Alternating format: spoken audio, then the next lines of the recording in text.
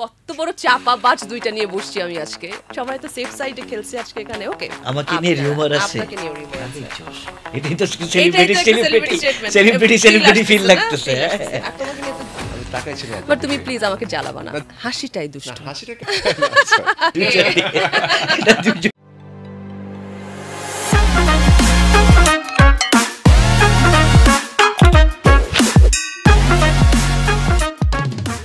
Rinco mane participe nata telefil Rinco mane participe fan furtir fil Rinco chabale pabe awesome feel nata jelly আর পানীয়র এক অসম combination ড্রিঙ্কো। চিল থাকতে চান, ড্রিঙ্কো চাবান। দর্শক, আমি তানজিকা আবিন চলে এসেছি আমাদের পডকাস্টের নতুন একটা এপিসোড নিয়ে। Drinko presents let's chill and chat. নাম শুনে তো বোঝা যায় যে আমরা বেসিক্যালি আজকে চিল করব, যে গেস্ট এসেছে তাদের সাথে, এবং আমরা মজার গল্প করব তাদেরকে নিয়ে, জানবো তাদের অনেক অজানা তথ্য, মজার তথ্য। তো আজকে যারা আছেন আমাদের সাথে আছেন দুজন, একজন নির্মাতা এবং একজন অভিনেতা। তো আগে অভিনেতার সাথেই পরিচয়টা করিয়ে দেই। যে অভিনেতা আছেন সে তো আমার ভীষণ পছন্দের, আপনাদের সবার ভীষণ পছন্দের, ভীষণ দুষ্টু, যখন সেটে থাকে সারাক্ষণ সেটটা একেবারে অস্থির করে রাখে তার ফান দিয়ে।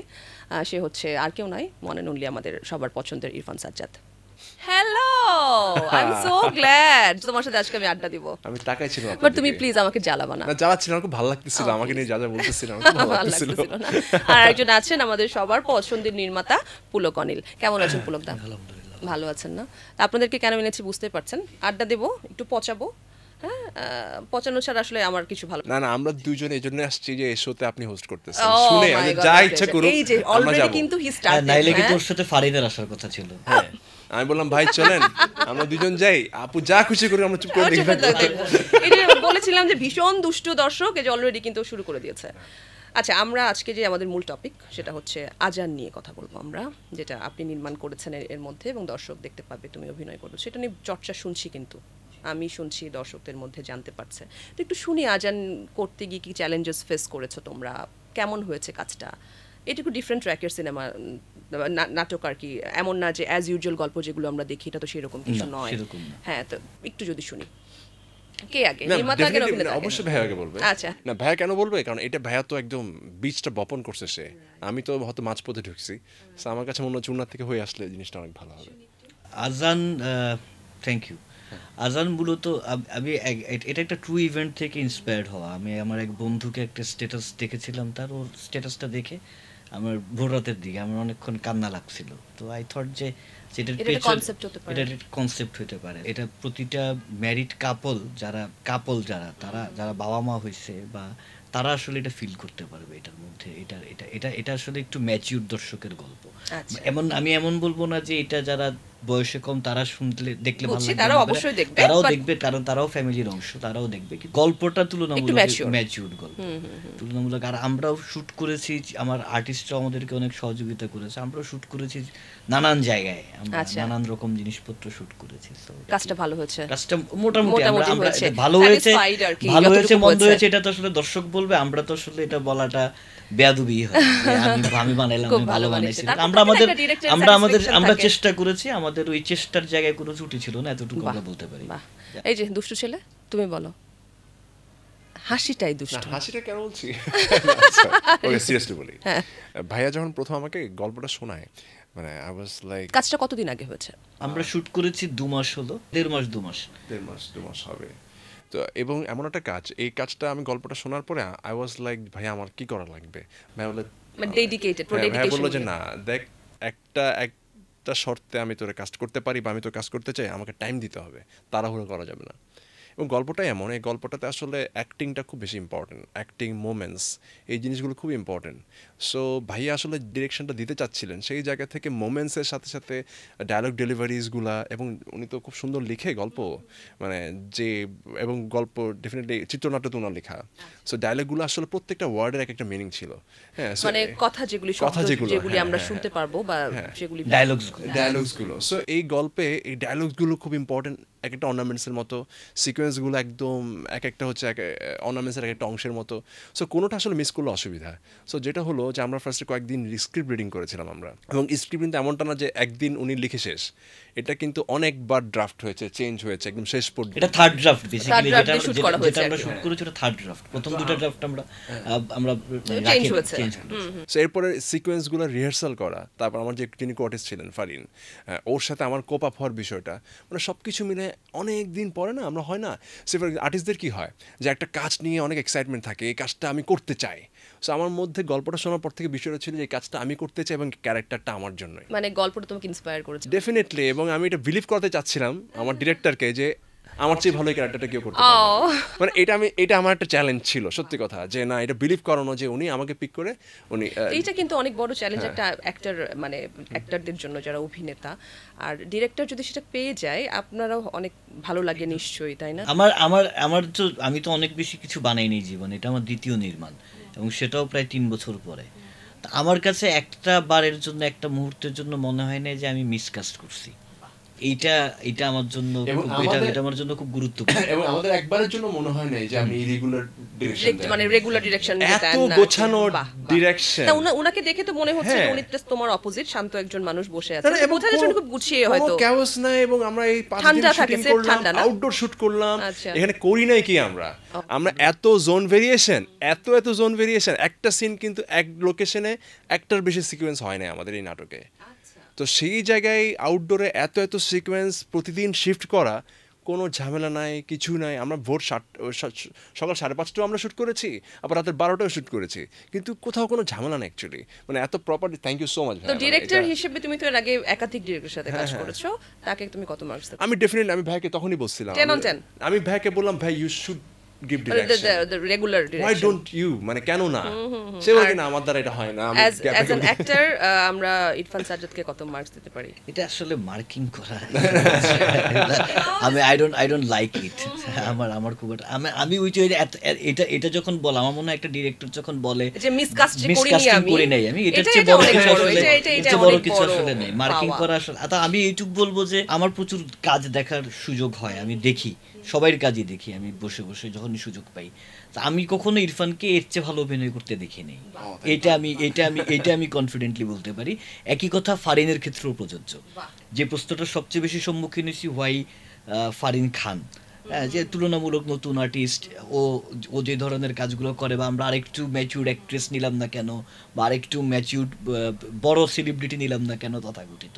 আমার কাছে মনে হচ্ছিল যে ও আসলে এটা ঠিকঠাক করবে, এবং she did really fantastic job. এবং আমার দুজনই এবং আমাদের যারা এক সিনের জন্য অ্যাক্টিং করেছে, এক-আধজন একটু বাজে অ্যাক্টিং করেছে, এটা হয়, একটু একটা এদিক ওদিক হয়, কিন্তু ম্যাক্সিমাম আসলে ঠিকঠাক জায়গায় ছিল। এটা অর্কেস্ট্রার মতো হয় না যে মানে সবাইকে মিলে আসলে পারফর্ম করতে হয়। সো এটা আমার মনে হয় হয়েছে আসলে। আচ্ছা, আমরা একটু আজান থেকে বের হব, এবার বের হয়ে আমরা একটা এটা তো let's chill and chat, so একটু চিলিং মুডে চলে যাব আমরা। একটু একটা গেম সেগমেন্ট এটা, সেটা হচ্ছে যে আমি না উনি। অনেক পচা প্রশ্ন করা হবে, হ্যাঁ, এবং পচা প্রশ্ন, যেটা মনে হয় এটা আমি করি আমি এটা তুলবো, আর না হলে যদি মনে হয় এটা উনি করেন তাহলে উনি তুলবেন। শুটিং সেটে কে বেশি রাগারাগি করে? আমরা দুজনের কেউই আসলে রাগি না। আমারও মনে হয়, আপনাকে দেখে শান্ত মনে হচ্ছে, বাট ও তো খুবই একটা মাই ডিয়ার, একটা না কাহিনী হয় না আর কি। ওকে, কে বেশি ক্রিয়েটিভ? যে যার জায়গা থেকে আমি জানি। Oh wow, good one, definitely, of course he is the captain of the ships, of course. কে বেশি দেরি করে শুটিং স্পটে আসে? কি রে ইরফান, হোয়াট ইজ দিস? তুমি তো আগে এরকম ছিলে না। আমি বেশি দেরি করে ভুল, মানে আমাদের মধ্যে তুলনামূলক হয়তো সেই 10টায় আসলে আমি 10:30টায় আসছি, এরকম সেলিব্রিটি হয়ে গেছে, নষ্ট হয়ে গেছে। নো, আগে কিন্তু ওরকম ছিল না, ওইরকম না। আমাদের যে কেউ আসলে খুব দেরি করছে, কিন্তু ওইরকমও না। কিন্তু ধরেন এই 5-7 মিনিট 10 মিনিট এদিক ওদিক, এইটাকে আপনার দেরি মনে হয়? এছাড়া আমাদের সেটা কেউ দেরি করে না। আমাদের খুব মজা হয়েছে, আমরা একদিন 5:30টায় আমাদের কল ছিল, তা আমরা 5:30টায় ওরা সবাই মেকআপ টেকআপ নিয়ে রেডি, আমার অ্যাসিস্ট্যান্টের সামনে বললো যে ভাই সবাই রেডি। আমি বললাম যে একটু ঘুমাই আমরা ঘুমাইছি 11টা পর্যন্ত। নায়িকার সাথে কার বেশি খাতির? কত বড় চাপা বাজ দুইটা নিয়ে বসছি আমি আজকে। ও মাই গড, সে বলে উনি, উনি বলে উনি। চাপাবাজগুলা সব সবাইকে তো যার যার ঘর সামলাইতে হবে। সেটাই উনি ওকে না, আমার সাথে ঢাকা শহরের সকল নায়িকাদের সাথে একই রকমের সম্পর্ক, কারোর সাথে যে আমি খুব বেটার সম্পর্ক এনজয় করি এরকম না। ঠিক আছে, কে ফ্যানদের মেসেজ বেশি দেখে বা উত্তর দেয়, ফ্যান ফলোয়ার্সদের? আমার তো ফ্যানই নেই। এটা অফ কোর্স ও হবে, আমি অফ কোর্স চেক করো এবং কি করো, আর চেকের সাথে রেসপন্স করি, ট্রাই করি, ইভেন একটু ট্রাই তো করতেই হয়। সেটাই কাকে ফোন দিলে ফোন বিজি থাকে বা রেসপন্ড দেরি করে? অফ কোর্স উনি হবে। কি রে, আমি এত দুর্নাম তোমার? না আমি কল ব্যাক করি, কিন্তু কল ব্যাক করতে না পারলে আমি কল ব্যাক করি। ভাইও সেম, ভাই আমার ওকে। কার ফেসবুকে মেয়ে ফ্যান বেশি? এই আনসার আমি জানি, এই আনসার আমি জানি। সুপ্ত ফ্যান, তার সুপ্ত ফ্যানরা আমাকে নক করে তার নাম্বার চায়, তার সাথে কাজ করার জন্য ফোন করে, কাজ করার জন্য। তার তো কবিতার ফ্যানই তো অনেক। কে গান গাইলে সবাই পালিয়ে যায়? আমি দুইজনই এত বাজে গায়, দুইজনই বাজে গায় না, তারপর আমার থেকে অনেক বেটার গান আপনি। এবার এইটা আনসারটা আমি জানি, কে বেশি প্র্যাঙ্ক করে বা মজা করতে পছন্দ করে?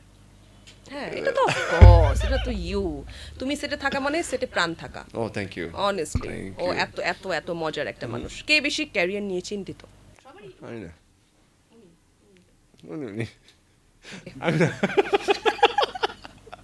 সবাই তো সেফ সাইডে খেলছে আজকে এখানে। ওকে, ভেরি গুড, আমাদের খেলা শেষ, এটা মজা হয়েছে। তো আজান তৈরি করতে গিয়ে কোনো কি চ্যালেঞ্জেস তো ফেস করতে নিশ্চয়ই হয়েছে? আমরা তো সুন্দর কথা শুনি, আমি একটু যদি চ্যালেঞ্জেসের গল্পও শুনি তাহলে অন্য নির্মাতা যারা নির্মাণ করতে আসবেন তারাও যেন একটু জানে যে অনেক কিছু ফেস করতে হয়। যদি আমরা এক লাইনে, আমার কাছে মনে হয়েছে প্রথমত ভাইয়া এটা যখন আমাদের গল্প বলে, এবং উনি খুব ডিটারমাইন্ড ছিলেন যে গল্পটা চট্টগ্রামে শ্যুট করবেন, এবং আমার কাছে ভিজুয়াল দেখার পর মনে হয়েছে চট্টগ্রাম সিটিটাকে মানে এত সুন্দর করে কোনো নাটকে দেখানো হয় না। আমরা খালি একটা জায়গায় দেখাই, সিআরভি চিটংয়ে, আর সি বিচটা দেখাই, বাট ওভারঅল সিটি ল্যান্ডস্কেপটা এত সুন্দর।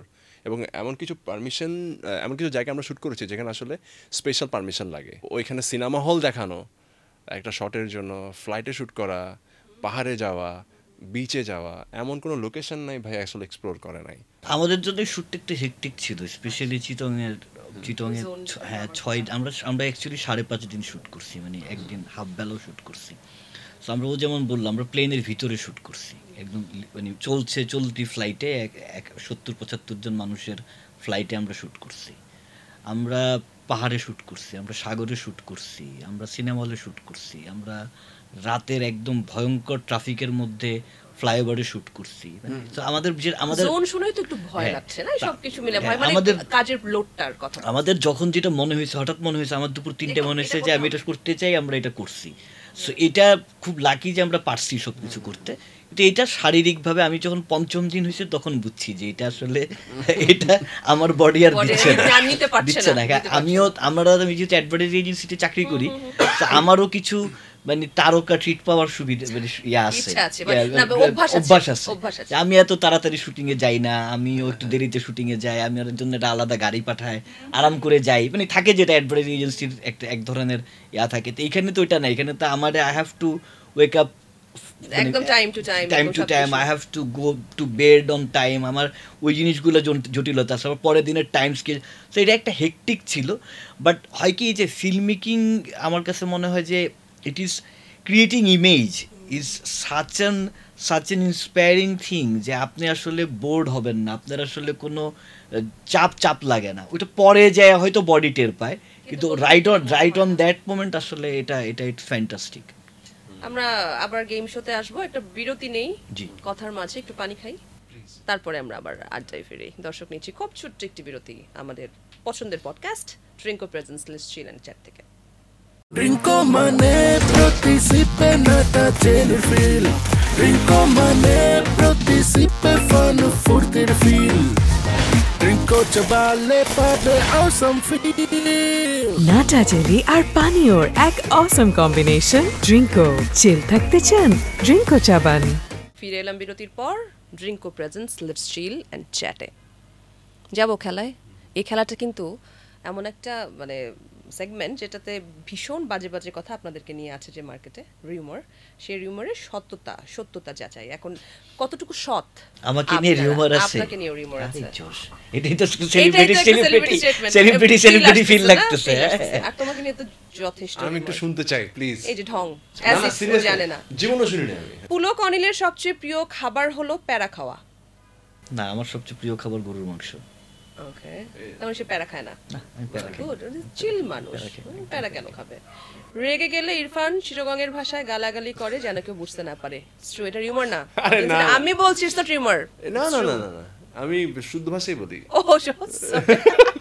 চিটাগংয়ের ভাষা ইউজ করতে হয় না, শুদ্ধ ভাষায় গালাগালি করো। ভাষা বলি, হালকা চিটাগং টোন বের হয়ে যায়। টোনটা বের হয়ে যায়, ঠিক আছে। পুলক অনিলের কাছ থেকে লুকিয়ে লুকিয়ে কবিতা কিনে বউকে ইমপ্রেস করেন ইরফান। এটা অনেকে গার্লফ্রেন্ড ইমপ্রেস করছে, কিন্তু বউ ইমপ্রেস করে নাই। বউ ইমপ্রেস করার কিছু নাই। আল্লাহ কত খারাপ সব ছেলেরা। ইরফান নিজের অভিনয় দেখে নিজেই লজ্জা পায়। লাগে কি লজ্জা? মানে দেখতে থাকে না শাইনিস। আমি আসলে আমি দেখি না, মানে আমার কাছে মনে হয় যে শেট কি করতেছি, আরো কত ভালো করতে পারতাম, বা কথার কথা এই সব মনে হয়। হ্যাঁ, পুলক নায়িকাদের নাম মনে রাখতে পারে না, তাই সব নায়িকাকে বাবু বলে ডাকে। হ্যাঁ, এটা সত্য। নায়িকাদের না, এটা নায়কদেরও নাম। মানে সবাইকে বাবু, আমি মানুষের নাম ভুলে যাই। আচ্ছা, এখানে শুধু নায়িকার কথা উল্লেখ আছে, নায়িকাকে বাবু ডাকা হয়, বাবু খাইছে তাই। যে প্রশ্ন লিখছে সে ষড়যন্ত্র করে করছে।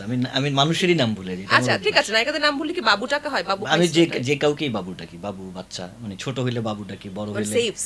যদি কোনো মেয়ে পটে গেল, ও আমাকে বাবু ডেকেছে, ওকে, সো এগুলো সেফ সাইড। ওইরকম না বিষয়টা। ইরফান নাটকে পারিশ্রমিক চাইলেই পুলক বলে কবিদের কাছে পয়সা চাইতে নেই।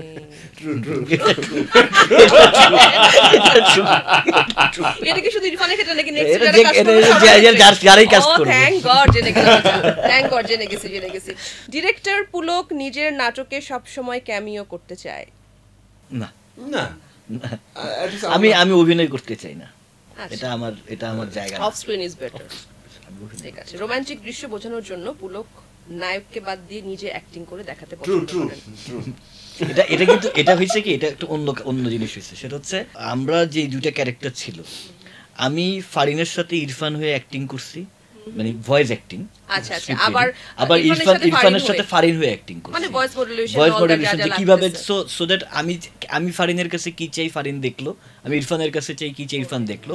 এবং এটা একটা বিউটি জিনিস হয়েছে যেটা। এবং আমরা যেহেতু আমাদের এই রিহার্সালগুলো আমাদের ডিওপি সহ করছি, আমাদের কিন্তু 99% সিন আর্টিস্টের জন্য কাটতে হয় নাই।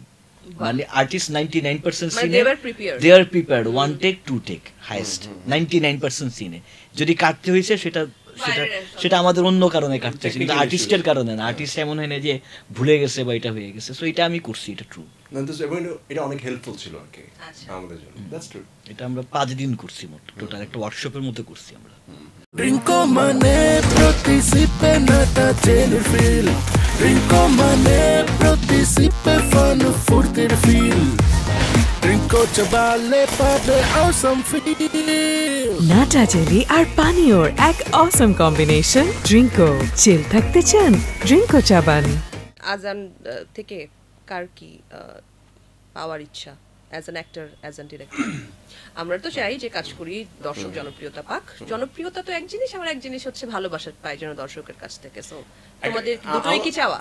অবশ্যই দুটোই চাওয়া, বিকজ হচ্ছে মানে কাজটা করার পর দিন শেষে কাজটা কেন করা, অডিয়েন্সের জন্য করা, ডিফারেন্ট কাজ মানুষকে দেখাতে চাই। ঈদে তো আসলে অ্যাটলিস্ট কম করে না হলে 100 কাজ রিলিজ হবে। সো সেখানে আজান হচ্ছে আমি চাই যে একদম টপ টায়ারে থাকুক, এবং ডিফারেন্ট হয় না যে আমাদের এখন অনেক কাজ হয় কিন্তু মানুষ মনে রাখে না। আমি যে আমার ক্যারিয়ারে আজান হয়ে থাকুক, যে ও ইরফান আজানটা করছিলেন, এটা থাকুক, এবং এটা থাকার যথেষ্ট পটেনশিয়াল আজানের মধ্যে আছে। বাহ, সুন্দর। আমার কাছে মনে হচ্ছে যে ইট was an humble attempt.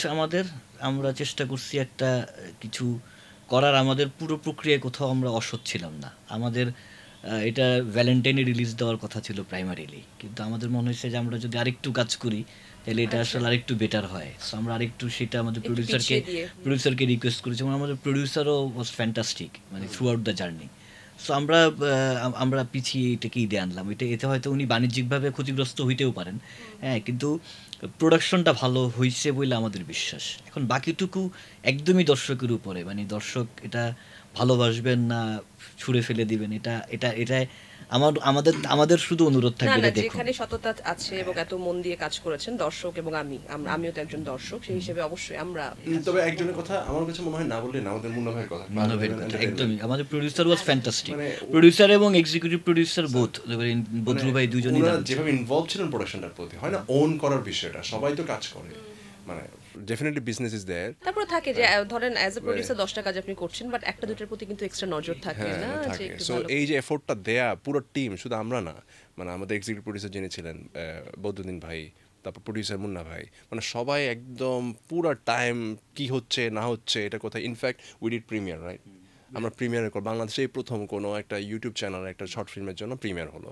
So যত ধরনের স্পেশাল কিছু করা যায় আজানের জন্য সব কিছু করা হয়েছে, মানে পুরো টিম করেছে আর কি। যে যদি বলাই হচ্ছে খেলার মাঝখানে, আমি একটু খায়ের ভাইকে খুব থ্যাঙ্কস দিতে চাই। আমার কাছে মনে হয়েছে যে খায়ের ভাই ডিড এ ফ্যান্টাস্টিক জব, মানে খুব দারুণ। এবং পুরো প্রজেক্টটাতে আমাদের কোনো ট্রলি ছিল না, আমাদের কোনো ভিজুয়াল যা দেখা গেছে। আমাদের মজার বিষয় হচ্ছে আমাদের কোনো ক্যামেরাতে আমি ওনাকে বলছি আমার কোনো ট্রাইপডও থাকবে না, মানে ট্রাইপড থাকবে শুধুমাত্র দুপুরবেলায় ক্যামেরা রেস্ট নেবে খাবারের ব্রেকের সময়। পুরোটা সময় আসলে ওনাকে হ্যান্ড হেল্ড অপারেশন করতে হয়েছে।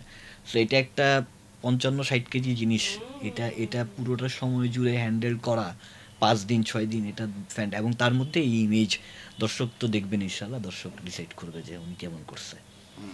ভীষণ ভালো আড্ডা হলো আমাদের, জানলাম আজান সম্পর্কে। আমি জাস্ট এগারলি ওয়েট করছি কখন আমি দেখবো। এবং আমাদের আজানের আরেকটা জিনিস একটু বলে রাখি, আজানকে সমৃদ্ধ করেছে আজানের মিউজিক, মানে ভিজুয়ালকে মিউজিক কমপ্লিমেন্ট করেছে। কে করেছে music? অভিষেক ভট্টাচার্য।